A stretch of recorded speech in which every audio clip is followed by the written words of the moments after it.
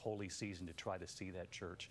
It's also, as I mentioned, just 6 hours ahead in Paris, which means there probably are a number of tourists who were still in the area checking out the majestic beauty of Notre Dame. And we are joined by Terry Moran, longtime foreign correspondent for ABC News. He's with me on the phone from our Washington bureau. And Terry, I know you're just as stunned as I am as we watch these images come in. Well, it's heartbreaking. It's heartbreaking, David. It is. Notre Dame is not just a church. It's the heart of France. Really, it is a place that is a testament to the history of France and a place where the French people have rallied around in times of trouble. And it is also, obviously, a place that is built to the glory of God. So this is a tragedy not just for the people of France, but for the people, you know, of the Christian faith around the world. It is one of the great churches of the world as well.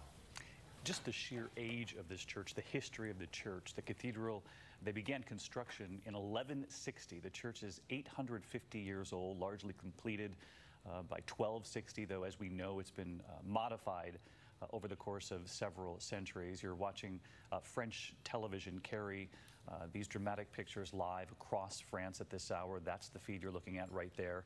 We do know that French President Emmanuel Macron had postponed a televised speech he had planned to make to the nation because of this massive fire. And one of the main questions we were talking about down in the newsroom before we came on the air here was, you know, where is the response? We watched this for quite some time. You can see the police car there, and there is certainly emergency presence now on the scene, but there did not appear for quite some time, Terry, to be, you know, firefighters. We know where Notre Dame is. It's a fairly isolated area, an isolated part of Paris, and it would be difficult to get, you would think, fire crews en masse there quickly, but it was some 800-year-old timbers, these medieval cathedrals, not just triumphs of stone masonry, but also of timber construction. They are held up by these massive timbers now centuries old, and to get the amount of firefighting equipment that is needed to that location is very difficult. And for people, the French people looking at this, this is, as I say, the heart of their history. One thinks of Charles de Gaulle, the great French patriot and leader who really held up French honor and the Free French Army back in 1944.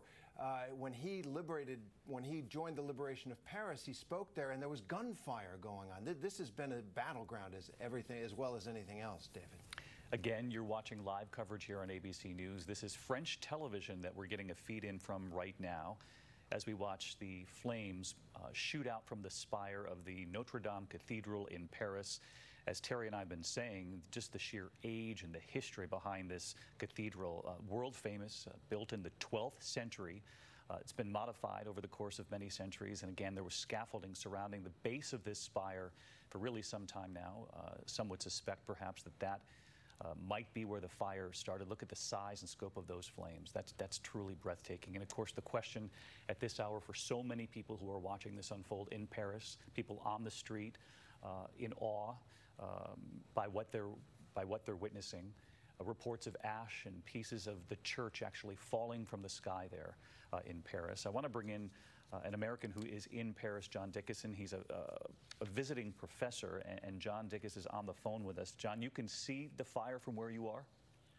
Yes, I'm watching it from my balcony right now. We can hear the emergency vehicles there behind you. That was one of the questions we had, John, which was how difficult is it to get, first of all, firefighters to the scene? And we were wondering, because so many of these are aerial shots or from fairly high up, it's hard to see the firefighting presence on the ground. What can you tell us about the emergency response? So I'm looking at it from basically, I'm at the same level as the roof of Notre Dame, and it's just sickening to watch. This is one of the most beautiful buildings in the world, and for the last hour we've been watching the roof caving in, and we've been seeing the flames coming out. There's crowds on the sidewalks in front of my house, and people are just devastated John, watching this building burn. Have to point out, it's such an icon of the country and of Western civilization, and there's. John, just stick with us here. I'm taken by the spire, which we have just seen. John, just pause for one moment, if you will. The spire of the Notre Dame Cathedral. We have just witnessed collapsing amid those flames and the smoke pouring from the top of that iconic theater. That is that will take your breath away looking at that. Again, this 12th century cathedral, as we all know, famously the Seine right beneath it. So many people, Americans included, have traveled from all over the world to see Notre Dame, and we know that in these holy days ahead there were going to be even larger crowds with Easter approaching. And you can see this is the wider view of Paris, the billowing smoke, and for some time as we were monitoring this before we came on the air, you could certainly see the smoke and then the flames, and now we know the flames fully engulf that spire. The spire has now come down to the top of the cathedral. There was hope early on that firefighting crews could get to that cathedral with enough time to save much of that, quite frankly, stunning architecture, the stained glass, but that spire right there, that will be the image, certainly bringing horror to the people who live there in France and who can appreciate that monument. But for those of us watching from all over the world, given the history and the beauty of the Notre Dame Cathedral. John Dickus, my apologies for interrupting you. We were just watching that image come in now, and I'm sure if you can't see it from your vantage point, you certainly can see it in the coverage there in France. The fact that the spire is now tumbled and that cathedral is much of it fully engulfed in flames. We actually watched the spire come down about 2 minutes ago from our apartment. My partner started crying. We can see the crowds right now, John, on the ground, just watching as this plays out. And there were reports from witnesses on the ground, and these aren't even the people who were right there at the cathedral, the people who were spread out all over Paris, that the embers were falling from the air, and that there's also a secondary concern, obviously, for the people in the area. Yeah, absolutely. The sky is full of smoke, and you can smell it. Just standing on our balcony, you can smell it in the air. I mean, it's happening right in front of us, and it's just sickening to watch. John, can you tell us why you're in Paris, how long you've been there? I know that you're a visiting professor. What do you teach there in Paris? For how long have you called it home? Oh, sure. Yeah, we've lived here almost 2 years now. My partner works for an international organization, and I'm a visiting lecturer at Sciences Po University. I teach graduate students here about international affairs, international security. Well, certainly they are going to be transfixed, as we are, by the images playing out in Paris. John Dickus, an American who is a visiting professor there, as you just heard him say, watching from his vantage point. He saw the spire collapse himself, as we have now all seen around the world, in that just stunning image as the flames engulf really the entire top of the Notre Dame Cathedral at this point. You can see the black billowing smoke there to the right, and the scope of the flames now, and you just have to wonder. Obviously, we're talking about an 11th century church. There probably wasn't much inside to protect it from a fire of this scope. The only question now is how much of it, if at all, will be saved as we watch this catastrophic fire ravage the Notre Dame Cathedral, which in some parts of the world, and particularly there in France, can be called Our Lady.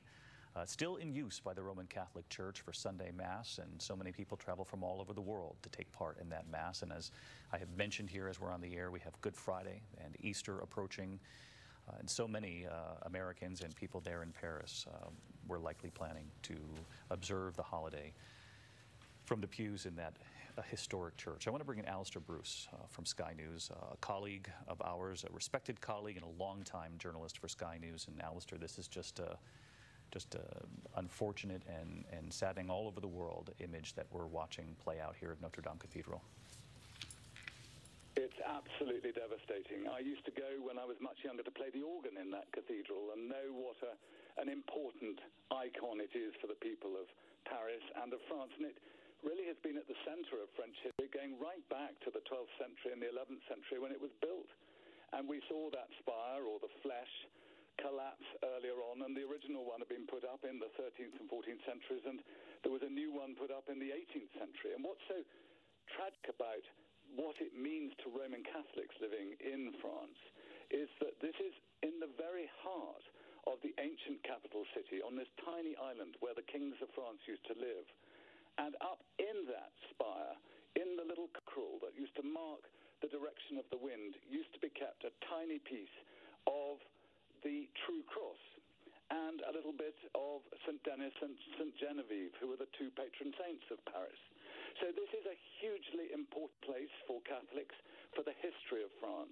and it has been at the center of the story of the Parisian people almost since the Frankish people first established a great monarchy and a great center of power and influence in that part of the world. Alistair, you spoke of playing the organ as a boy at Notre Dame. I don't think I've ever met anyone who's been able to say that before. And obviously there is concern at this hour about whether or not anything inside that cathedral will be saved. We've now been watching these flames for well more than an hour and a half here, but certainly you must be concerned as you look at these images about what, if anything, will be saved. What I find fascinating is that there was a reservoir of water kept between the two main towers in order to deal with a fire should it occur. Now, for some reason, there has not been a possibility to deploy that, or we will find out later on. But I know from the cathedrals that I still visit, and I adore visiting these old buildings, most of them put up centuries ago. They're full, originally, of tinderbox dry wood, which is around the strength of which the great stone ceilings are built. And you can imagine that on top of that, you've got lead, which is the most resilient metal to create a roof. But once the fire gets into those old timbers and then is further heated by the sheer strength of the heat in burning lead, it is incredibly difficult for anybody to manage that fire. And I would imagine that this is the greatest tragedy to the arts of France that we are witnessing now, and it will take almost 100 years to put it right. You describe perfectly the architecture and how old it is, the lead that surrounds the wood, but once you get to the wood, how quickly it ignites and how likely little hope there is at this point other than protecting people in the vicinity and other structures in the vicinity of Notre Dame Cathedral. But much of this fire is going to be, certainly, it would seem, allowed to do its destructive work, at least when it comes to the spire, which we've already seen collapse, the top of the cathedral now on fire. You were listening to the description from Alistair Bruce, a colleague of ours at Sky News overseas, who once as a boy used to travel to Notre Dame to play the cathedral. We do have a tweet, it's in French, but from President Emmanuel Macron, and the translation reads at this hour, "Our Lady of Paris in flames, emotion of a whole nation. Thought for all Catholics and for all French, our thoughts with them like all of our countrymen. I'm sad tonight to see this part of us burn." That from President Emmanuel Macron, who we know was set to address the nation of France tonight in a taped speech that had been prepared beforehand. He was set to describe how he would react to the protests that we have been reporting on here in recent weeks in France about the economic divide in that country that appears to be growing. But certainly tonight, that's not what sort of consumes this country and really the world in looking at France right now. That's a tight shot. We can see the people there on the balcony. You can likely see it at home even closer than I can see here in the studio. But we are joined now by Anne Lester. She's a medieval historian. And Anne, I'm not sure if you're able to see images of this to watch along with us, but just the sheer scope of watching such an iconic, 12th century cathedral go up in flames. Yeah, I'm looking from my office, streaming online, and it's absolutely devastating, as you say. I think for anyone who's visited, who's been there, who's studied it like I have and my colleagues have, this is shocking and deeply saddening. And can you talk to us a little bit about, we have been lucky enough to travel to France to see the Notre Dame Cathedral, the Seine right below it, but this is a somewhat confined area in that beautiful and historic part of that stunning city, and likely was quite difficult for firefighters to get to the scene and quickly. When we see fires, obviously here in America, we see teams arrive so quickly, but we were watching these images and it seemed to be quite some time before we saw emergency vehicles on the scene. Yeah, that's exactly right. I mean, Notre Dame is on the Ile de la Cité, and so the only way on to the island is across bridges. And, I know that the firefighters in Paris train there. They train for these, in fear of these events occurring, and are certainly prepared, but it is no easy task, absolutely. And, it was designed to be both well fortified and safe, as well as the kind of jewel at the center of what was a royal city from the time, really, of Paris's very origins, but certainly from the medieval period onward. Yeah. Yeah, you describe it as a jewel, the perfect word. And, you know, Notre Dame is the most visited destination in Paris. 13 million people visit the cathedral every year. 35,000 a day go to pray at the cathedral. And, of course, as we've been mentioning with our live coverage here of just a stunning sight, the cathedral at Notre Dame up in flames at this hour in Paris, that Good Friday is approaching, Easter Sunday approaching. And I want to get back to John Dickus, the American who is a visiting professor in Paris and who witnessed that spire collapse. And John, as you've been listening to this discussion here, the concern over how quickly emergency teams were able to get there to try to save, we can see now the hoses and some of the spray on that fire, but it certainly just seems to be overwhelming the authorities there on the ground. Yeah, there's no question. I'll tell you that for me, the most heartbreaking moment was when I saw about 20 minutes after I started watching the fire, I saw the ladders go up and the hoses start spraying, and it was just heartbreaking to watch. The ladders were not tall enough. The hoses were not strong enough. This was just clearly a fire beyond the capacity of the crew's capabilities. I mean, they were clearly doing everything they could, and it was just so much bigger and so much more out of control than they had the resources to deal with. And it's just devastating to watch. Describe for us again the moment you saw the spire, perhaps one of the most iconic parts of that cathedral. It really defined the look of that cathedral for so many people who come to visit it. The stained glass windows, but of course that spire that we have watched tumble. What that was like for you, John? There's no question that was the most horrifying moment. My partner and I were standing on the balcony watching. That was the moment that she started crying when we watched that spire fall down. It's just, you know, it's such an iconic part of the Paris skyline. It's such a symbol of worship for so many people, and to see it come down like that. We both moved to Paris from D.C., so of course this took us back to 9/11. I mean, that was sort of a natural association for us. I certainly hope that no one has been killed at Notre Dame, but I mean, in terms of just the confusion and the sense of shock that people are feeling, it's awful to see. And the streets in front of my house right now are just choked with people. The emergency trucks seem to be having a hard time getting through. People are just sort of paralyzed and transfixed watching this beautiful, iconic building collapsing in front of them. I want to get back to a point you made there, John. We can hear the emergency vehicles behind you. You're listening to John Dickus, a professor in Paris. He's an American who's lived there for about 2 years now.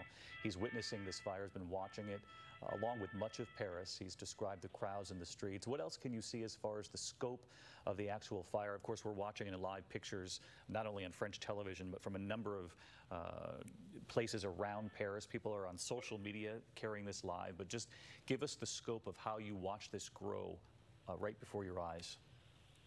Sure.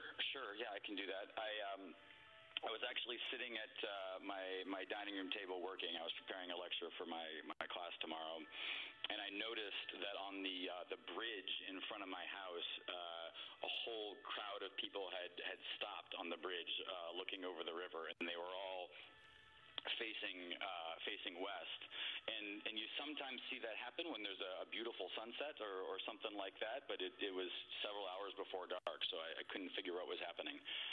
So I walked out on my balcony to see what could be drawing the crowd's attention, and I saw that a fire had at that point just started. It had started right under the spire of the cathedral, and it took a minute to realize how devastating this was going to be. At first, the fire looked scary, but the building is so huge, it was hard to get a sense of how big the fire was when it was just under the spire before it had spread.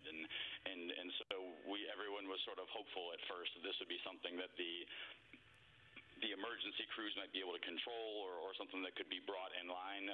Certainly, my partner started texting me as she was on her way home from work, and I was talking about watching the ladders go up and the hoses start spraying, and they couldn't even reach the fire at first. I mean, for half an hour, it looked like they weren't able to get any water on it from my vantage point, and you started to see the flames crawling up the spire, and you started to see sections of the roof coming down, and it's wrenching to see one of the most beautiful buildings in the world just collapsing in front of you like this. Yeah, It is heartbreaking, and we're looking at live pictures. You're watching ABC News live coverage of this devastating fire that is playing out in France at the Notre Dame Cathedral now, 2:22 Eastern. That makes it about 20 after 8 in Paris. You can see the clouds of smoke. You can certainly be seen all across that city. But for those who are close, particularly like John Dickus, who we've been talking to during our live coverage, this has been quite devastating to witness firsthand. The people in the streets of Paris looking up at this destructive fire, and we've watched the spire collapse in this live coverage, and just to see the scope of the flames as they shoot up through that structure. It would look to be, destroyed, certainly the top of the cathedral, but this cathedral has a storied history about surviving not only conflict but destruction before, during the French Revolution, and obviously during World War II. The liberation of Paris, 1944, the cathedral suffered damage then as well. Stray bullets, snipers on the roof, but this is going to be an enormous challenge for this cathedral to survive the scope of this. As you look at this vantage point, and the smoke there, I'm just taking in the pictures along with all of you at home. There are so many people who are carrying this, on their smartphones, these pictures live, and it's sort of a reflection of the times that we're in.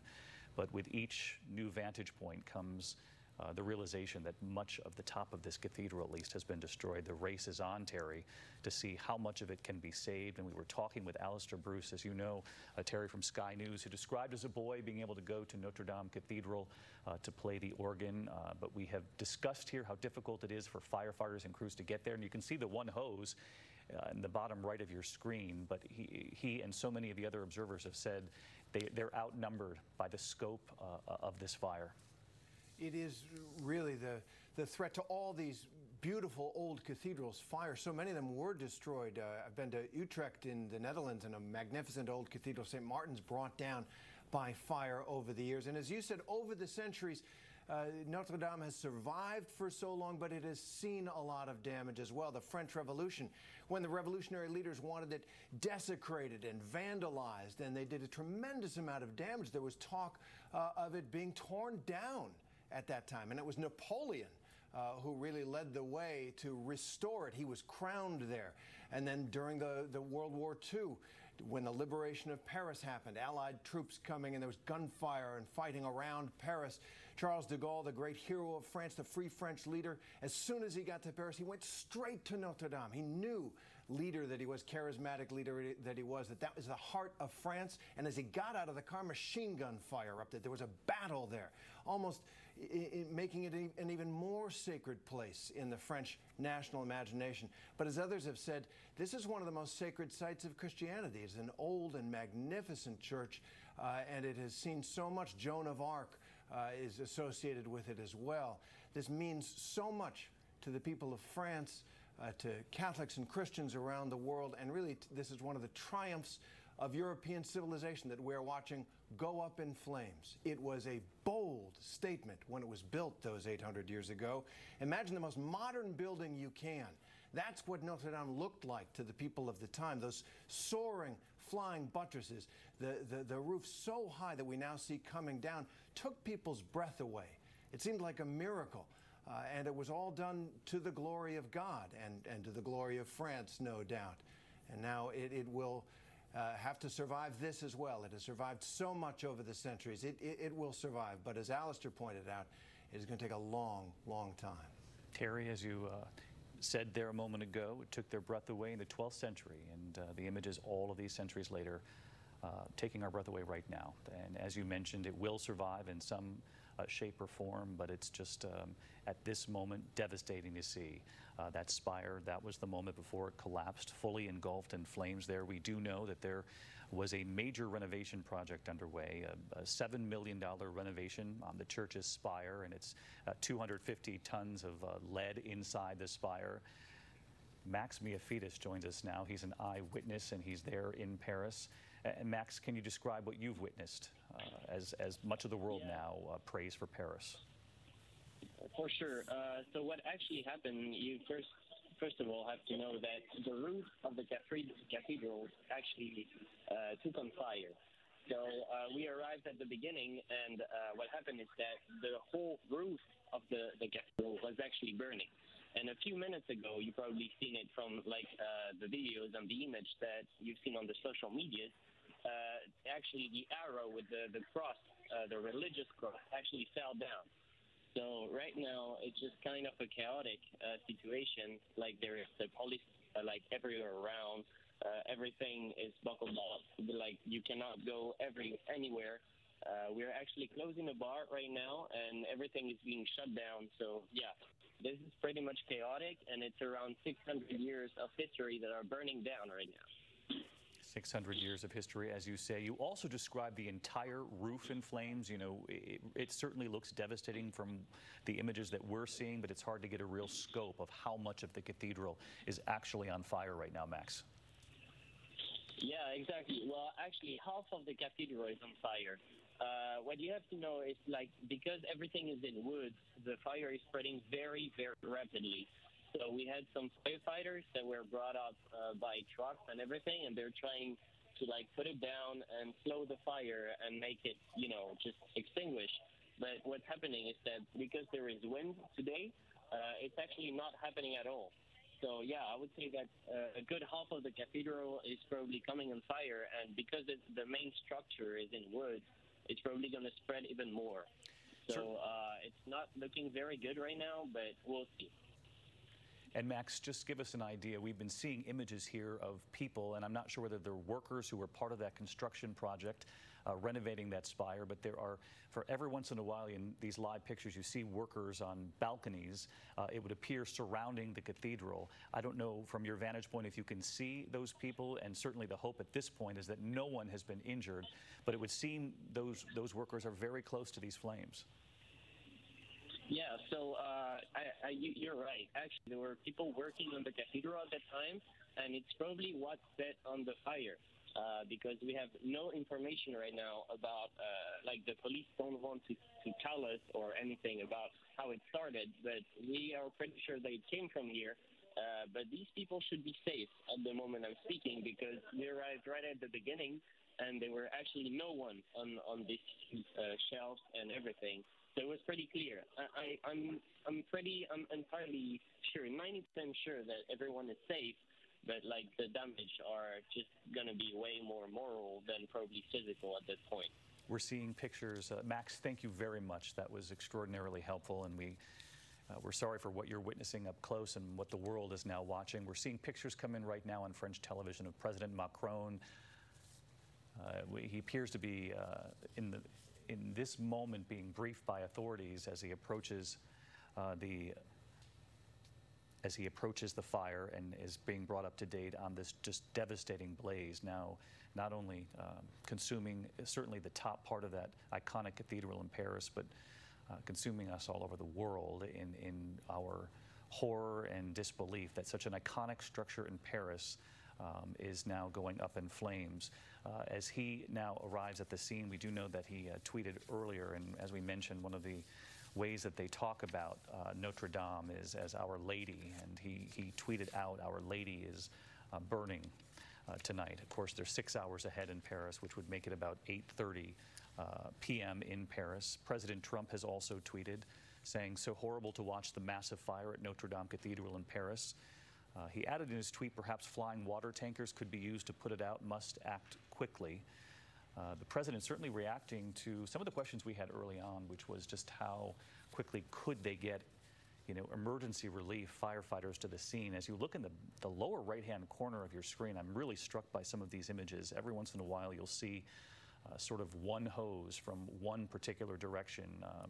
This one in particular taking aim at those flames, but it would certainly seem that they are vastly outnumbered in strength and in power, the sheer force of this fire. And in talking to Alistair Bruce earlier from Sky News, as a boy going to the cathedral himself and describing the architecture, the structure, the lead surrounding that ancient wood that keeps so much of that cathedral in its glorious form, is also now being preyed upon by the heat and the strength of these flames as that wood, that part of the church now goes up in flames. Again, there is certainly a guessing game at this hour as to what could have caused this. We do know there was a $7 million renovation project, the scaffolding surrounding the spire on the top of that cathedral.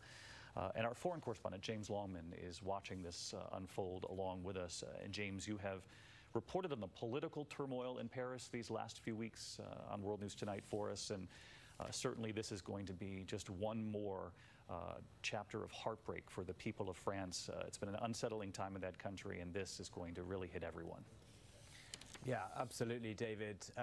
You know, they've been going through the Gilets jaunes protest, the Yellow Jacket protest movement about living standards and the rising cost of living there. Macron, as you say, President Macron has come under increasing pressure to address those issues. But time and time again, when we've been to France to report on whether it's those sorts of protests or terrorist attacks, unfortunately, over the last few years, France has been a target there. The French have this capacity to unite when things go wrong, and this is certainly a night to unite. I mean, watching this, we've all been saying it, it's absolutely terrifying. We are not very far here in London from our cousins over in France, and it's very sad for us to be watching what's going on. But the French do have this capacity to find strength in the darkness, and they're going to need it here. This is absolutely, you know, it's a terrifying thing to watch. And as you keep saying, this one hose of water keeps going for that, the center of the fire there, but it doesn't seem to be enough. And we're watching as emergency services appear at the scene. Some of their cranes don't seem to be able to go high enough to tackle the blaze.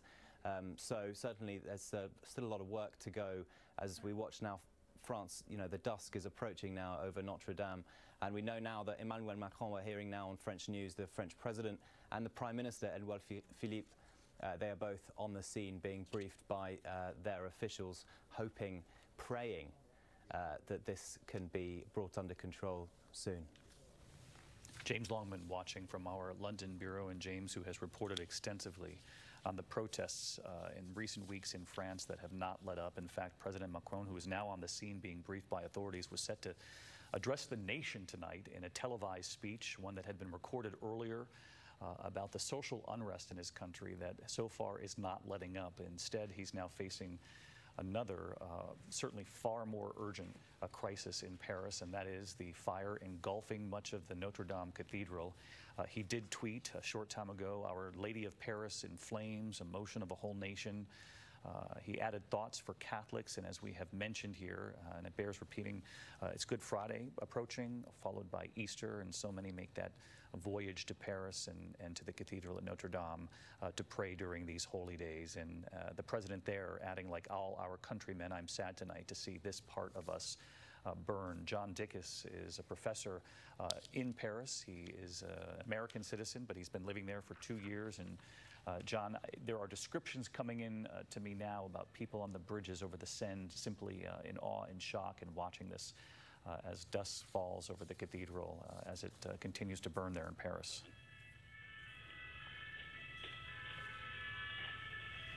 John Dickus, if you're still with us, we're getting descriptions coming in now. In fact, one quote just handed to me now from the Notre Dame spokesman André Finot, telling French media, quote, "Everything is burning, nothing will remain from the frame." The 12th century cathedral, obviously home to incalculable works of art, one of the most famous tourist attractions in the world. And obviously, as we've been on the air now for the better part of 40 minutes or so, there is hope, certainly on our end, and prayers in Paris that something will be salvageable from the cathedral in Notre Dame. Some of those, you know, jewels on the inside, the art, the stained glass. But from your vantage point, how much of that do you think will even be possible? I gotta say, when this fire first started about an hour and a half ago, I was hopeful that they'd be able to get it under control. And from my balcony, I would say it's devastating right now. We just saw another portion of the roof collapse. We can see they've got a second hose that's hitting the flames now, but it's just the hose and the water stream is so small compared to the size of the fire, even as the fire has started to burn itself down a little bit. The one thing we're still holding out hope for is the two towers, the big towers at the front of the cathedral. The entire time we've been watching, we haven't seen any flames coming out of the towers. We haven't seen any flames coming up the towers. So we're still holding out hope that those towers And John, I was struck by what you said there a moment ago, saying we now see a second hose, and just the mere idea that you can see from your vantage point only 2 hoses now at work trying to take down this massive fire that's engulfed the roof and certainly much more of the Notre Dame Cathedral at this point. The roof in the beginning as we started monitoring this, and now we've watched the flames overtake much of that cathedral. We know that Parisians are in the streets, they're along the Seine, they are watching, aghast and in horror as this fire engulfs one of the most famous cathedrals in the world, and certainly the most famous in Paris. The spokesman for the Notre Dame Cathedral telling French media at this hour that the entire wooden frame of the cathedral they suspect will likely come down, that it's not just the spire we saw some time ago, but that the entire wooden structure they're predicting will come down. They are certainly concerned about people in the area. There were reports from witnesses that embers burning from the church carried in the sky over the streets of Paris, that some of those were falling on people below, and that emergency teams were moving them back. But again, at this hour, the entire wooden frame of the cathedral at Notre Dame in flames. They fear it will all come down. And the quote I mentioned a moment ago is quite something. The spokesperson for Notre Dame Cathedral saying everything is burning, nothing will remain from the frame. Of course, the cause of this catastrophic fire, unknown at this hour. There is speculation. When the fire first broke out, you could really clearly see the scaffolding surrounding that spire. And for those of us who have been lucky enough to have traveled to Paris, you're familiar with that scaffolding. There you see much of it there. This $7 million renovation project for that ancient spire on the top of the cathedral. There is speculation that perhaps the fire was potentially linked to that renovation, though we do not know that for sure. They were renovating the spire. It's 250 tons of lead in that spire. Paris police say so far there are no reported injuries or deaths. We were watching some pictures of those workers at different locations at the cathedral, on balconies, it would appear. And let's just hope that everyone has gotten to safety as this has played out.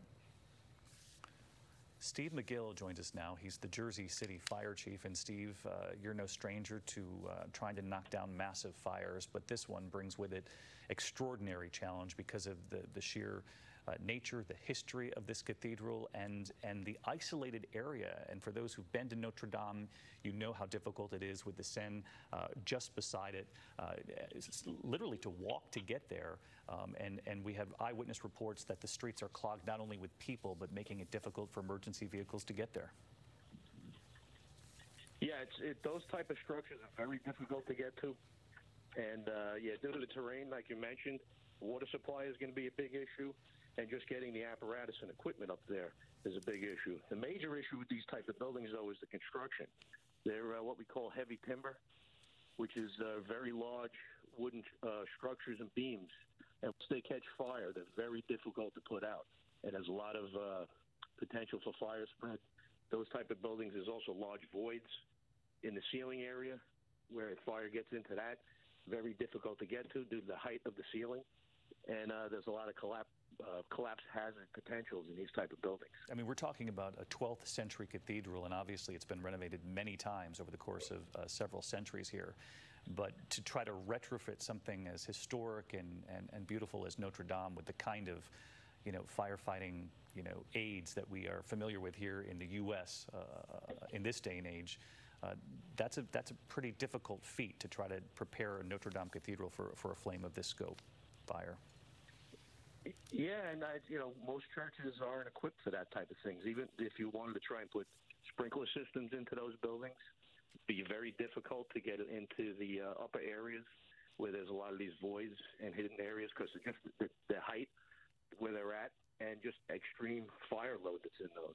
This is old construction from hundreds of years ago where they didn't really worry about that type of stuff.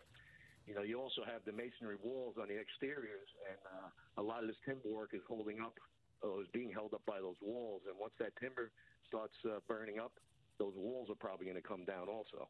Yeah, that masonry structure that you say that surrounds the wood, it almost insulates the fire for a time, making it difficult, I would imagine, for firefighters to get to it and get to it quickly. Chief McGill, I appreciate you watching along with us as well. Again, the deputy mayor of Paris says Notre Dame Cathedral at this hour has already suffered, quote, colossal damages. As we watch this play out live, along with people all over the world, we know that hundreds of Parisians have lined the streets along the Seine and surrounding Notre Dame Cathedral, watching, certainly devastated as they watch this historic church come down. The deputy mayor of Paris saying they fear that much more of this church will come down. Emmanuel Gregoire saying first responders are now trying to salvage the art and other priceless pieces that are stored in parts of that cathedral, because so many of these cameras, and justifiably so, are pointed at the flames toward the top. It's hard to get a sense of that effort, but there are efforts on the ground to try to get some of the valuables and the historic pieces inside the church out of the cathedral, even as this fire takes place. There's significant concern on the ground because of reports that pieces of that church being carried away. One eyewitness describing the winds in Paris this evening, helping to fuel not only the flames, but then to carry the embers over parts of Paris. A concern for people watching from below.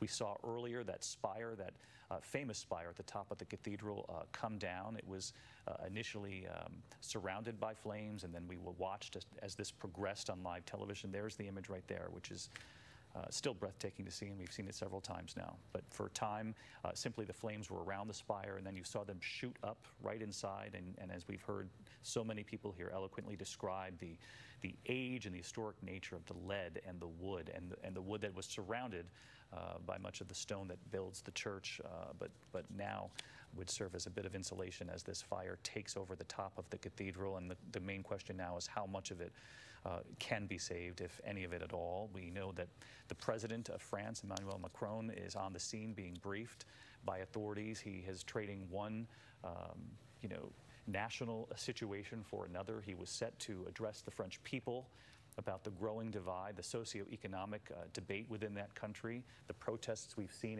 in the streets in recent months, the fires that have been set in the streets, set to address the nation tonight, in fact, and instead that speech put on hold, canceled for this evening, instead dealing with something that will bring heartbreak to everybody in France, and certainly prayers from around the world, including here in the U.S. President Trump tweeting as well his thoughts for the people of France, and certainly watching along with the rest of the world as that cathedral, known by so many people, even if you haven't been to Paris, people know Notre Dame Cathedral, and certainly in these days ahead, such a holy moment in the year and the calendar. Roman Catholics from all over the world set to mark Easter, and as we know, there was Sunday Mass in the Cathedral of Notre Dame every Sunday in Paris, and likely Mass was set for Easter a week from this weekend. Obviously, Good Friday coming up this weekend. I mentioned that tweet from President Trump, who wrote, "So horrible to watch, the massive fire at Notre Dame Cathedral in Paris." He actually suggested water tankers or something from the air, and obviously we haven't seen any sort of aerial assault on this fire. We've only seen so far fire trucks from down below. There's the tweet from the president asking about whether or not water tankers could be used. Must act quickly, he added to that tweet, and certainly they know on the ground there in Paris that they have to act and act rapidly. The question is whether or not they have that sort of capability in such a confined area in Paris. Chief McGill back with us now, and Chief, it must send, even for someone so experienced as yourself, shivers down the spine when you think about the age of this structure, and what they're trying to preserve, and really they're just up against the clock at this point. Structures like that, these antiquities, are very difficult to deal with. You want to be cognizant of the history behind them and try to save as much as you can while still trying to put the fire out. It's not an easy task to do. And as I'm watching it, water is going to be a big issue, trying to get water up there, especially to those heights. I saw the tweet from the president, but dropping water from a tanker, water is very heavy. And if it hits a structure like that out of a tanker, it could cause further collapse.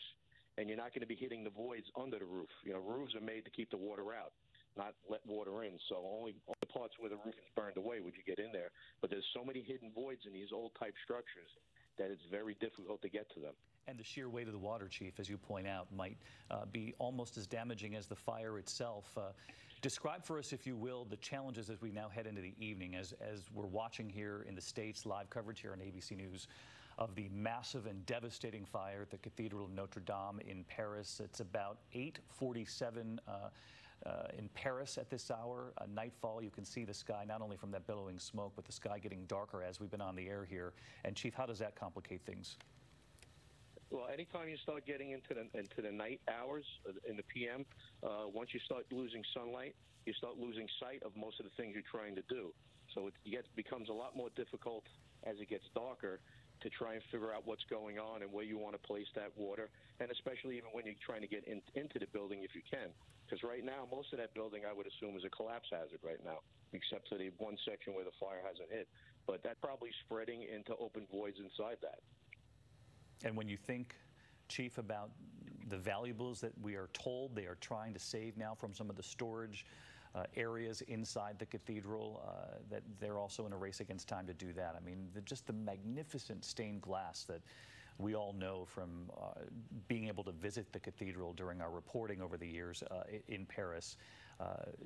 The sheer amount of beauty that they're hoping to at least try to save and have after this fire is done wreaking its havoc. Yeah, and I'm sure the firefighters that are there, besides fighting these fires, are doing a heroic effort to try and get those valuables out of there. They're probably trying just as hard to get those out as they are putting this fire out. You know, you don't want to lose those type of items. There's such value to them. Chief Stephen McGill, who is watching our live coverage along with us, much of the world watching as the Notre Dame Cathedral goes up in flames. The fire breaking out a couple of hours ago now, and at initial glance, you could see billowing smoke over the cathedral, and then the evolution of the size and the scope of what we were witnessing. There's scaffolding, and you can see it right there in that particular vantage point surrounding what was the spire of the cathedral. That's now been destroyed. This was part of a $7 million renovation project. They haven't confirmed tonight whether or not that's how this fire started, but obviously there is growing speculation that there was some sort of connection with the construction, the renovation underway at the cathedral. That spire has come down, and we know that much of the wooden interior of this 12th century landmark is burning and also likely to be destroyed. That spire coming down some time ago. There are predictions there on the scene that much of the roof of the cathedral is expected to go as well. People are watching as everything is burning. Nothing will remain, says the Notre Dame spokesman Andre Finot. And John Dickus, who is a professor in Paris, he's been living there for 2 years with his partner. You said she, not surprisingly, was in tears when she recognized the scope of this. And what are you seeing now as those skies grow dark and night falls on Paris? So now that the sun has gone down, the fire looks a lot uglier. You can see all of the flames. You can see it sort of illuminating through the structure, which is sort of showing you how much of the structure is just gone. I mean, parts of it that have been there for centuries have collapsed, and we're just looking at the fire now. Which is horrifying to see. And you know, I was listening to you talk about some of the artifacts and relics are in there. I think about there's an item in there that many Christians believe is the actual crown of thorns. It's been there for close to 1,000 years now, and it's made of wood, right? And so when I think about some of the relics in there and how long they've been conserved, and it's got to be extremely difficult to try and get anything out of there at this point. Really difficult, and as you know, because you're there, and for those of us who have seen the aerial views or been lucky enough to walk the streets of Paris, you know, it's located in a very finite piece of land right there in the center of Paris, this Gothic cathedral, and certainly among the most famous from the Middle Ages, and this 12th century cathedral, and Terry Moran mentioned earlier so eloquently, took the breath away of the people who likely were alive at the time to watch it go up, and certainly those who've been able to watch it survive so many tests along the way over the course of many centuries. And now, you know, it simply takes the breath away to watch what's transpiring in Paris tonight. And you can actually see the sky darkening now that we're into the evening hours in Paris as that flame shoots up right through the center of the church. And there's been a great focus as we've watched this unfold on the age of the structure and the fact that the wood that had been part of this structure that had been saved and preserved all of these years will also likely act as tinder and simply help fuel the fire as it makes its way through the church. There have been so many questions, and as this goes on through the afternoon here, hopefully we'll get some answers on the emergency response and the size and scope of it. In many of these views of the church in flames, you can only see a hose or two shooting water up onto the church. It would seem that they are vastly outnumbered by the size and scope of this fire. It certainly isn't criticism, but simply an observation at this point that it seems that the response to this has not been obviously able to keep up with the scope of the flames as it takes aim at such an historic place of worship. Known all over the world, but certainly the most famous cathedral in Paris, up in flames at this hour. You're watching ABC News live coverage, the Notre Dame Cathedral, the spire destroyed, much of the roof now destroyed. There are authorities in Paris now predicting much of the top of the cathedral will also collapse in the coming hours. And as you can see one of the hoses there in the foreground. It's unclear for those of us watching these live pictures, the scope of the emergency response. There's also concern for people in the streets at this hour who are watching, praying, but watching and aghast along the Seine, the famous river that runs along the cathedral there in Paris. There's one lone firefighter in a bucket taking a look at the cathedral as it burns in front of really all of Paris. And when we say all of Paris, that includes the president, French President Emmanuel Macron, on the scene. Being brief, we saw him with the First Lady of France as well. And as I mentioned earlier, he was set to address the nation tonight, just not in this way. He was set to talk about the economy, the growing sort of social divide, the socioeconomic divide in that country, the social unrest after he became the leader of France. But instead tonight, dealing with a disaster. In the center of Paris, one of the best known cathedrals in the world. And if you look at the left, this is a new image. Wow, the scope of those flames as it sort of turns. Take a look at that again. That is the spire of the building coming down.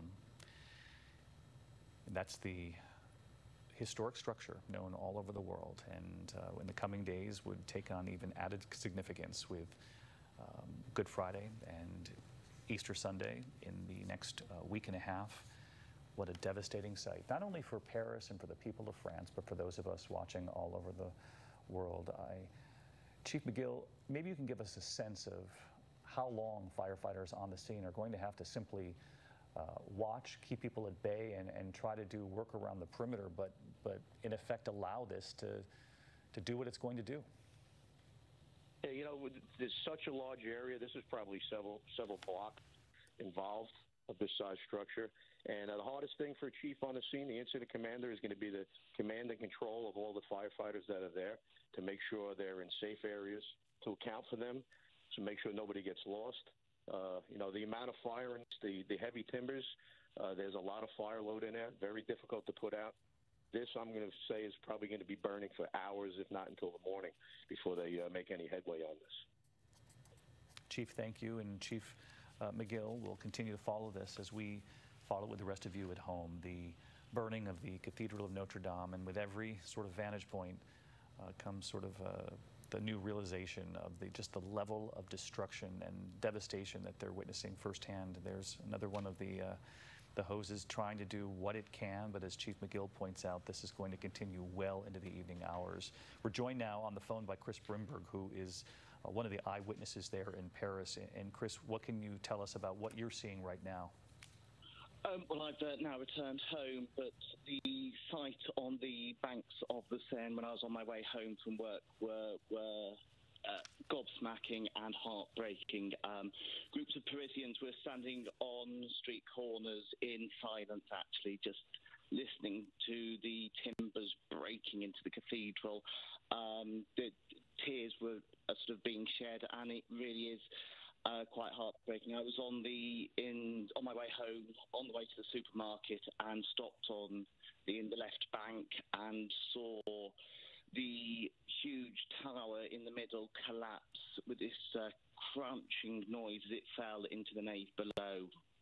I can only imagine that as you were traveling along the Seine that you were hardly alone, and people looking up in horror and the reality of what they're watching transpire with their own eyes, that this history, this grand history, right in the center of Paris is destroyed. Hundreds of people, are sort of standing on the quays of the Seine. The army's moving them back into sort of side streets to allow the fire engines to get into the area, and I saw mobile fire trucks sort of setting up temporary offices on site, and they obviously think it's going to be a long operation there. I mean, it's hard to sort of underestimate how much this is part of Paris. All mileage comes from the centre of Paris, from in front of Notre Dame. So it's not only the spiritual centre of the city, it's the sort of geographical and cultural centre too. And so as I was walking home this evening, we were all standing on street corners talking to each other, going that the heart of our city is quite literally burning in front of us. Chris Grinberg with us, describing what I had mentioned earlier, which is that this it really is the center of Paris. And for so many people who live, work, visit Paris, you know that the cathedral can be seen from so many parts of Paris, and people traveling home from work. So many travel right past it, and he described it perfectly, his travel home from work and how it takes him along the Seine and past the cathedral, and the horror of what he witnessed there today. For those of you watching us right now, you're watching live coverage of the Notre Dame Cathedral in Paris, up in flames. This is from a time ago, and you can really tell, obviously, with the color or the shade of the sky in the background. We've now gone into the evening, about 9 o'clock Paris time. They're 6 hours ahead of us, so 3 p.m. Eastern here in New York. These are live pictures right now, so you can see that with nightfall, the scope and size of this fire has just become even more apparent. The flames growing as we've been on all afternoon. Initially, from several of the live feeds coming in from social media this afternoon, there was simply smoke surrounding the spire, the scaffolding that had surrounded the spire as well, part of the $7 million renovation project that had been underway. And then it soon became clear that firefighters were battling a massive blaze at the iconic Notre Dame Cathedral. It sent ash pouring onto tourists who were watching below. There were several reports of embers burning in the air, carried by the winds, a somewhat windy day in Paris, making it even worse. And Max Miaphitis, who's been kind enough to share not only his observations with us, but get a handle on what it is he's witnessing firsthand there in Paris. And I suppose, Max, that now that it's darker out, you're also seeing more clearly just how devastating this is. Yeah, exactly. So what I can see right now is that the first tower is catching on flames. So, you know, from the cathedral, the front side, there is actually two huge towers, right? They are joined. Well, the left side of the tower is actually catching on fire, or we can see smoke coming up from it. And actually, the whole structure from the back is just burnt in flames. You cannot even see anything from it. It's like it's just red. It's a huge amount of flames everywhere. There's nothing else to say than just chaos. What's happening right now is really devastating, because we can see actually that like firefighters are struggling to like keep down the fire. Like their water is just so small. Like it's not doing anything. And we had actually had the idea that we had planes coming up to shut it down. But how can you throw this huge amount of like water on a wood structure? It would destroy everything, right? So we just had to rely on these firefighters that are actually so close from the fire, but that cannot do anything at the moment. I don't know if you can hear it, but there is actually prayers very close to where I'm standing. People are actually, you know, like doing this in the memory of the cathedral, because she was there for so many years, and now she's just like disappearing behind a curtain of flames.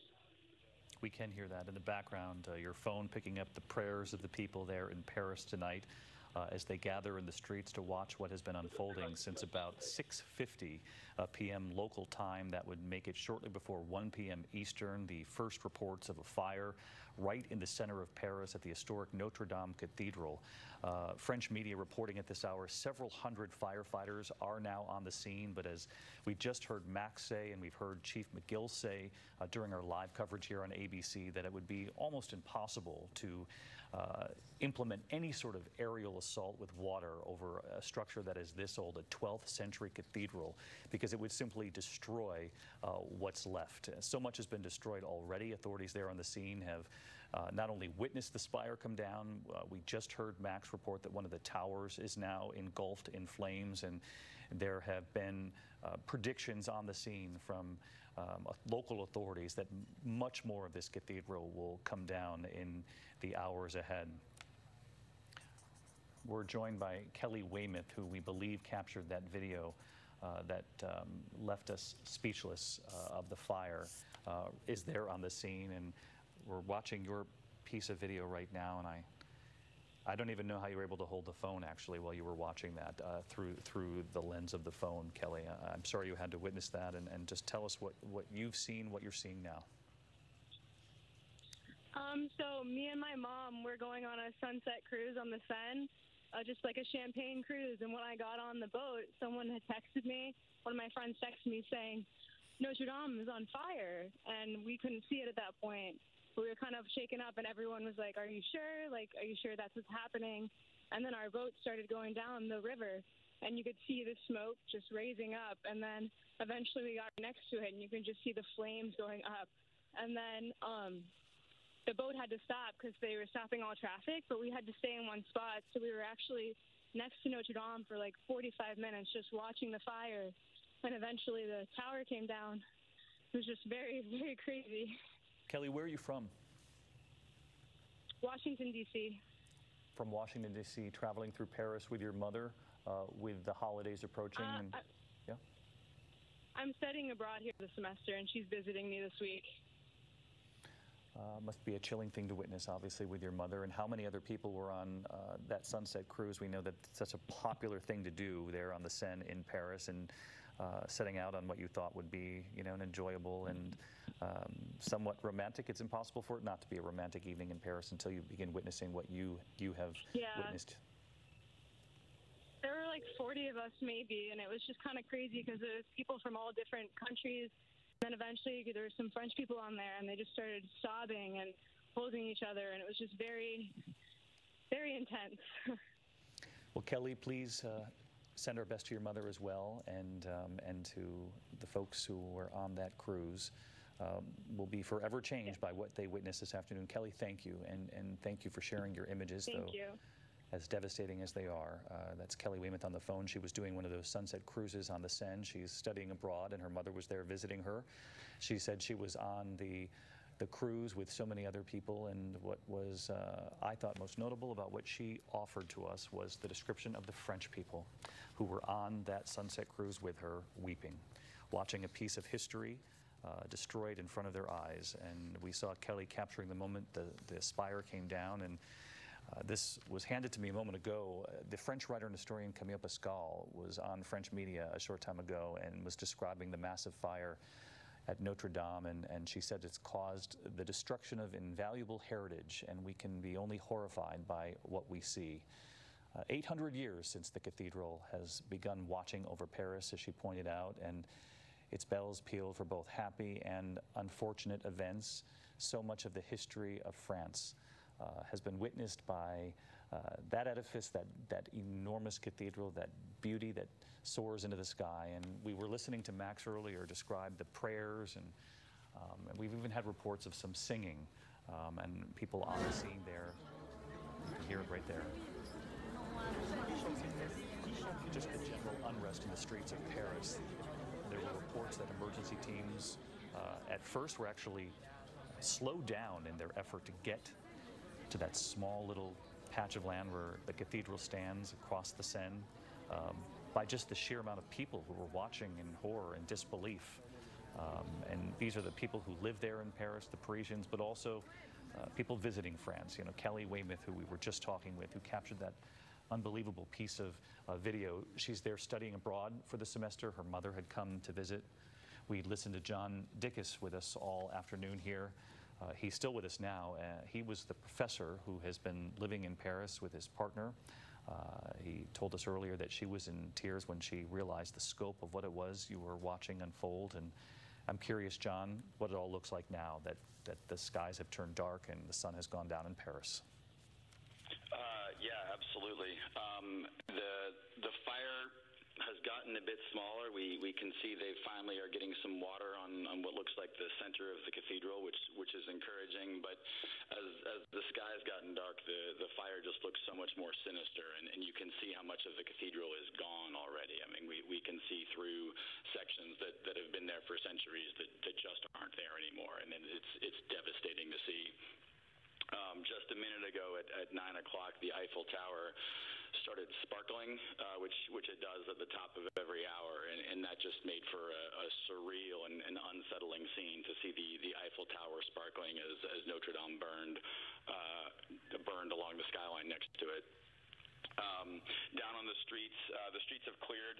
Rush hour is over now, so vehicles are able to get through again. But the sidewalks are, particularly on the bridge in front of my house, are still packed with Parisians who just can't believe what they're looking at. It's just devastating. But you mentioned, John, that you thought the scope of the fire seems somewhat smaller than what you were watching earlier? No question. The fire has gotten a lot smaller, but the horrible reason for that is a lot of the cathedral is gone. I mean, there's just less cathedral to burn than there was when it started 2 hours ago, and so there's no question that the fire is lower than it was when it first started. The two towers, the two big stone towers at the front of the cathedral have not burned at any point in the last 2 hours. We haven't seen any flames come up to the top of those, so we're holding out hope that those will be there when this is done. And we can see there's still the hoses look so small compared to the flames that we still see leaping out of the cathedral, but at least now we can see they've got one that's aiming right at the center, and that's giving us a little bit of encouragement as well. Yeah, it's a bit of a double-edged sword, John, as you were pointing out that the flames seem somewhat smaller than where they were at their peak within the last hour. And part of that, as John Dickus points out, is likely because much of the cathedral has now collapsed and crumbled under the weight and scope of this massive blaze at the top of Notre Dame Cathedral. And so while the scope of the fire might be marginally smaller than what it was, it likely reflects more of the cathedral being destroyed forever. He did mention that the towers that he's looking at are not engulfed, and there is hope on the streets of Paris and for the people who are watching this, certainly in their own nation, the live coverage of it there. They're hoping beyond hope that much of this cathedral, whatever you can see still standing, will be saved. But I want to bring in Chief McGill because, Chief, there have been so many questions as people watch this live coverage about the scope of the response, and it was perfectly put earlier when you described the challenge of trying to knock down a blaze with something so old, so storied, and we're talking about a cathedral from the 12th century. You can't hit it with an aerial assault because you'll simply speed up the destruction of the cathedral. Yeah, and there's a heavy fire load in there, like I said, heavy timbers. It's almost like trying to put a forest fire with a roof out with a roof on top of it. Obviously now the roof is burnt away, but you have a lot of that scaffolding around there. You need a tremendous amount of water to fight this type of fire. And I see a couple of tower ladders that are up. You'd probably need 5 or 10 times as many to put a dent into this fire. Your other biggest concern is, for the firefighters there, is the collapse potential. Because these buildings are so high, you have to set up a collapse zone, and you're worried about something collapsing that's maybe 5 stories high. You have to be 10 stories high away, basically. You have to double that height to be in a safe area. So they can only get those hose lines so close to that building without putting themselves in danger. And it looks like they are. They're doing a great job. It looks like most of the building where the fire started is burnt away where the scaffolding is. They probably cut it off right before it got to those towers. So those towers are probably going to be safe from my perspective anyway. I'm sure that's what they're doing now, is just fighting from the towers towards that main body of fire by the scaffolding. And simply doing this by surrounding the cathedral, is that correct, Chief? And we're seeing a couple of these shots with the hoses pointed obviously right toward that scaffolding that you described, but that seems to be how they're tackling this fire, is simply not only from the ground, but by trying to surround the cathedral. Yeah, the common terminology is surround and drown. It's basically you're doing a defensive operation because it's much too dangerous to have firefighters inside that building, inside that collapse zone. So where that main body of fire is, they're hitting it from a distance away. And most of the time it's going to be from the outside in a structure like this. However, there may be firefighters inside on the parts where it isn't burned and they're fighting from the unburned side towards that fire to keep it from spreading towards that other part of the building. Looks like they're doing a really good job of protecting those other structures, but it's very difficult, and they're working in a hazardous condition. At any given time, my thing I'm looking at is those scaffolding. The scaffolding is very weak. That's probably going to collapse, and hopefully there's nobody under there or in that area. It's somewhat surprising, Chief, that the scaffolding has lasted this long. Yeah, I'm very surprised. I don't know how that scaffolding was set up. I mean, scaffolding is usually pretty rigid, but a lot of times it's also attached to the building, so the building gives it some support. Now, without that building there, it's just supporting itself. And with that heavy volume of fire around there, I'd be very surprised if it stays up.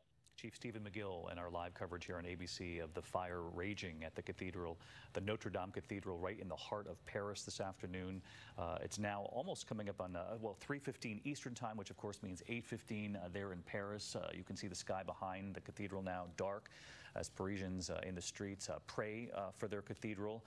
Many of them, the rush hour, as we heard a moment ago from one of our eyewitnesses, is over. Many people have retreated to their homes and are likely watching, just as we are here in the States, as their beloved cathedral goes up in flames. We're joined now by Simon Jones. Simon's another eyewitness who watched much of this as it unfolded there in Paris. And Simon, what did you see?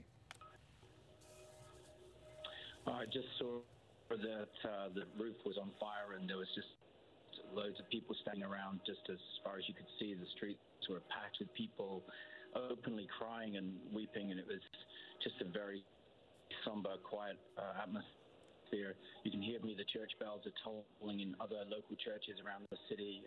I watched the spire collapse down into the roof, and then slowly the roof collapsed, and at that point, like quite a few people, I just had to turn and walk away. It was truly awful, awful sight. Just a devastating sight, and we know the role that the cathedral has played over the course of history, sort of a, a calming presence that cathedral has had, even in times of horror and in times of terror. Most recently in the terror attacks that struck Paris back in 2015, the bells sounding a death knell after that November 2015 terror attack. Authorities are right now, even as they try to knock down this fire, are investigating whether or not that renovation work on the cathedral, and in particular the lead, the 250 tons of lead that make up that church and the spire on the top of the church, the renovation that was underway. It's about a $7 million renovation project at last word. Whether or not somebody working construction on that project might have ignited or started the fire, that's unknown. We do know that in the last couple of days, 16 religious statues were actually removed from the peak. And that was the first time that happened in more than a century, and they were removed to be taken away to be cleaned. They did obviously escape the blaze. As we know, there's also a secondary effort, which hopefully with more time that passes, we'll be able to see of teams on the ground trying to get artifacts that are in different parts of that cathedral out of the cathedral to try to save them. There is a statement from Cardinal Dolan here in the U.S. on the fire at Notre Dame Cathedral in Paris. He said, quote, "I just went next door to our own beloved cathedral, St. Patrick's, to ask the intercession of Notre Dame, Our Lady, for the cathedral at the heart of Paris and of civilization now in flames. God preserve this splendid house of prayer and protect those battling the blaze."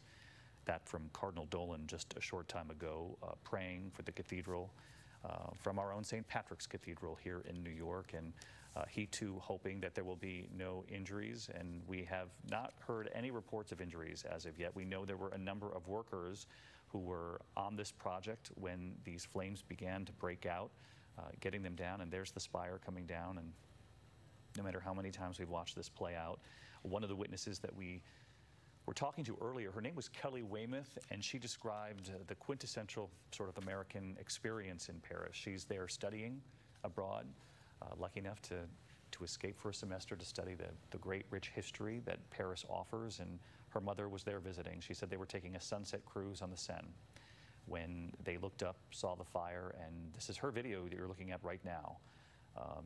She held that phone steady, which I'm not sure I could have done as we were witnessing all of this as we were on with live coverage. Again, the fire breaking out, for those of you who have joined us in progress, the fire breaking out at about 6:50 Paris time. That would make it shortly before 1 p.m. Eastern here in America. We know several hundred firefighters are on the scene. We've been talking with Chief McGill and a number of other witnesses who've talked about the sheer challenge in trying to knock down a fire at a cathedral that was first built in the 12th century. It's been damaged along the way in the French Revolution, post-World War II. It's been rebuilt, renovated several times, but this perhaps will be its biggest test yet. The massive blaze that has been churning and doing its work on the top of the cathedral, and certainly the spire isn't the only thing damaged. There were predictions on the ground that the entire roof would come in. There have been some witnesses who have told us that in fact has happened, that the entire roof has burned. There's also been a lot of talk about the danger when you are working a construction project, a renovation project on a piece of history so storied and so old. We're getting word now that they're on social media, and we always use caution when there are reports coming in from social media, though it is a valuable tool in this day and age, as we've seen with the images that came in almost immediately that signaled there was perhaps a real horror that was playing out at one of the most historic sites in the world, which got us on the air fairly quickly.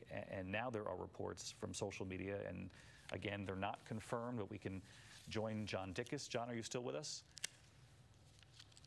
Or Max. If Max is with us, or John apparently is with us. He's the American professor with us. And I want to get to these reports on social media because it's impossible, obviously, for us on this end to confirm them. But there are reports that the towers are either very close to being on fire or are on fire. But you, perhaps, from your vantage point, can give us a clearer picture. Yeah, I thankfully I can see the two towers, and that's not accurate. The two towers from where I'm standing, there's no flames coming out of them.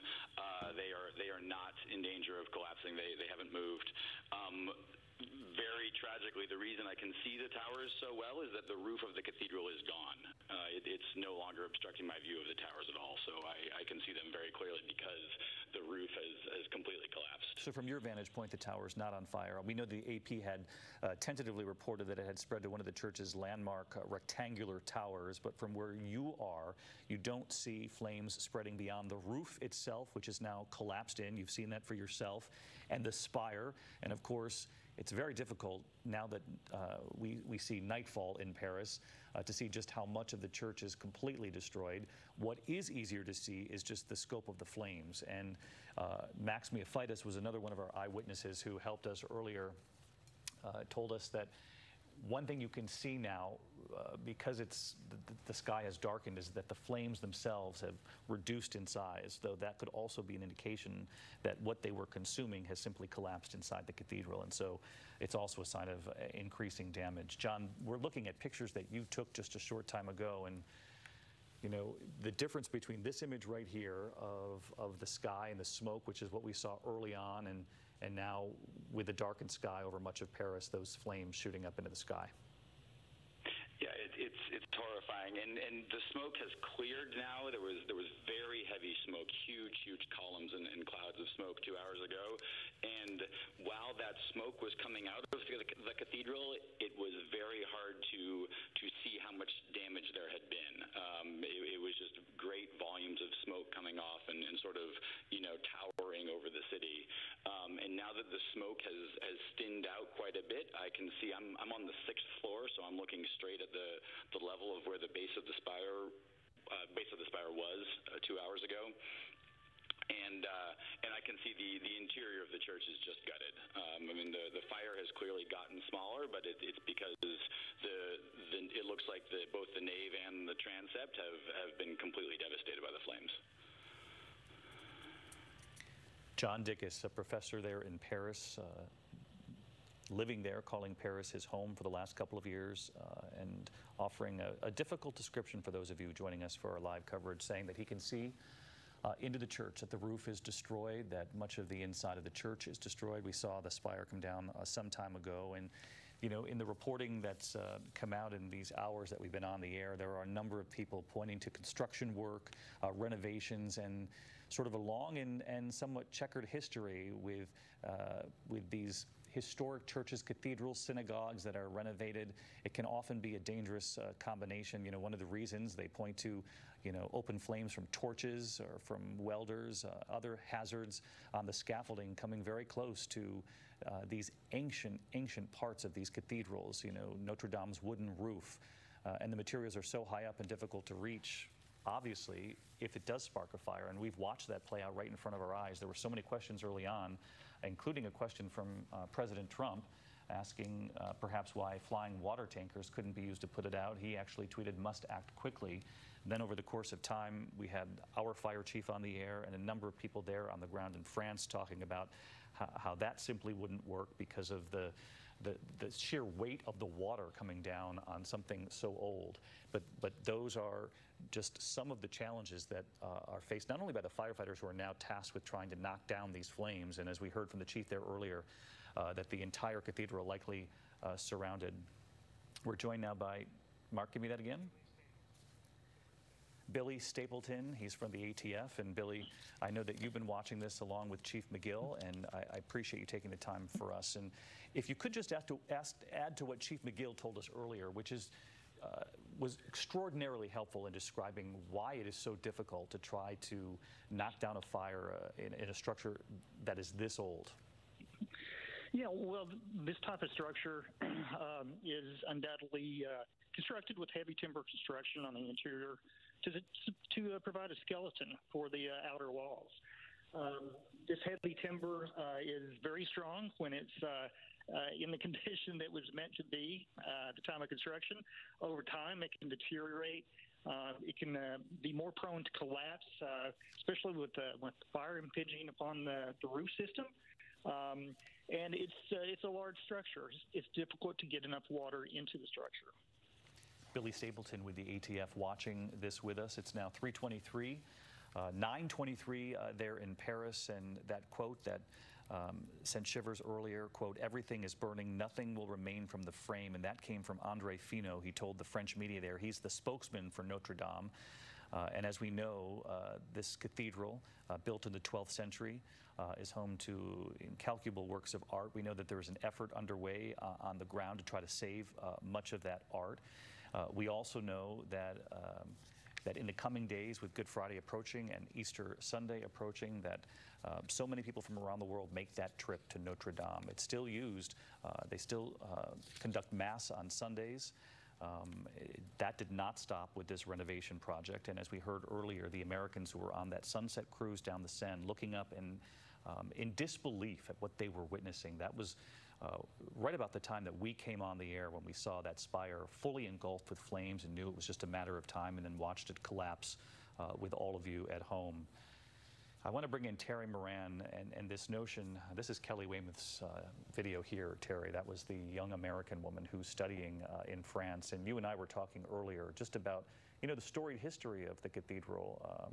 The cathedral right in the center of Paris has been a reassuring place, not only of worship, but because of what it has symbolized for the people of Paris, and that it has survived so many tests before. You're absolutely right, David. That cathedral is the heart of Paris, built on an island right in the middle of the river that runs through the middle of Paris. It's the heart of French Christianity. It's the heart of the French nation and the French people. And it has seen over these centuries so many crucial moments of the history of the French people. One thinks of the liberation of Paris. We were talking about it earlier, which culminated in this incredibly dramatic moment when Charles de Gaulle arrived at Notre Dame. It was the first place he wanted to go in Paris, and a gun battle broke out, symbolizing the struggle of Paris and France itself during World War II, all the way back to the French Revolution, where the revolution became very radicalized and decided that France should no longer be a Christian country, and they targeted the cathedral there. They targeted Notre Dame for vandalism and desecration. Each time it has risen from the destruction and from the challenges and the wars, and this is going to be another huge challenge. You know, it'll be a very different cathedral that rises out of the ashes, and rise it will. But we don't know, of course, who the architects and artists were that built that 800 years ago. They weren't star celebrity architects. They were not building a showpiece. They were building a giant prayer in stone and timber and glass. And my hunch is that Christians all over the world will give not just money, but beautiful artifacts. Its rising will be an expression of the abiding power of the Christian faith to so many millions of people around the world. As we watch these tragic scenes, I think we can look forward to a great project of faith for the people of France and for people around the world as well. Terry Moran offering some hope with these holy days ahead of us, and Christians around the world preparing to mark those holy days, and so often coming from all over the world to visit the cathedral, the Notre Dame Cathedral. And as we mentioned earlier, and as Terry just pointed out, the real challenge will be in moving forward. Who will rebuild? Who will be chosen? Who will contribute? And certainly a lot of responsibility will be on the shoulders of the French president, who has tried to calm his nation amid the protests in recent months, the yellow vest crisis that has rocked the country, the economic uncertainty in that country. In many ways, one of the debates there has been a similar debate that we've seen here in the U.S., which is about a shrinking middle class and about economic disparity. But tonight, on a night when he was supposed to address the nation, that has been canceled. He instead will likely be addressing the nation about something vastly different, the more immediate heartbreak in their country, that right in the center of Paris, the heart of Paris, the cathedral, the Notre Dame Cathedral, going up in flames shortly before 1 p.m. Eastern. A construction project on the spire of the church, a renovation project at the church, believed to be perhaps a contributing factor to this fire, though that's not been confirmed. No reports, and this is the one part of the good news in this, no reports of any injuries as of yet. And of course, we await to hear how successful they were in trying to salvage some of the jewels, some of the art, some of the history from inside that cathedral. John Dickus, an American who's teaching in Paris, I want to get a final word from you. You've been so thoughtful and so calm as you and your partner, you described her tears earlier, as you witnessed this from your vantage point, seeing the true destruction firsthand. Sure. You think about how long this cathedral has been here and what it's meant to so many people, both residents of Paris and visitors to Paris from around the world. Obviously Christians who see it as a house of worship, but also people of all faiths who see it as just this beautiful and timeless work of art and architecture and such just an iconic part of the city. And it's just been gut-wrenching over the last couple hours to watch it come down. And from where I'm standing on my balcony now, I can see that the fire is a lot smaller. It's a lot smaller than it was an hour ago. But the reason I can see that so clearly is because so much of this church is just missing. There's just so much of it that isn't there anymore, and it is not going to be there anytime soon. John Dickus, an American who is living in Paris, who has lived there for the last couple of years, who teaches there on a balcony and helping to navigate us through our coverage through the course of the afternoon, reporting there a moment ago that the world-famous 12th century monument that is engulfed in flames, that those flames, it would appear, according to John, or at least from his vantage point, that they're reduced somewhat in size, but he also added the fact that likely that means that they simply destroyed what they had engulfed in the moment. The roof has caved in. He can see that from where he is, and perhaps the fact that we're not seeing as many of the flames as we saw earlier simply means they have destroyed what they were working on. And now we wait in the coming hours to see if the fire spreads, if the containment. We do know that firefighters are surrounding the cathedral on the ground, that there was not an aerial assault of any kind because of the sheer age of that cathedral, but that they're working to contain, surround, and contain, which is what we heard from the fire chief earlier. And they will likely do that into the coming hours. And now the young French president has a new challenge on his hands, which is to help his nation deal with the loss of a structure known all over the world, and has certainly given them something to look to in times of a test and heartbreak, and tonight that heartbreak surrounds the cathedral itself. Our thanks to Terry Moran and to James Longman, our foreign correspondent, to the fire chief, and to so many of the eyewitnesses who were so thoughtful on the scene, to Max, to John, Kelly Weymouth, that student with her mother on the Seine. I'm David Muir. We'll have complete team coverage on World News Tonight. Our live coverage continues at ABC News Live and at abcnews.com. I'll see you in a short time from now. Until then, good day.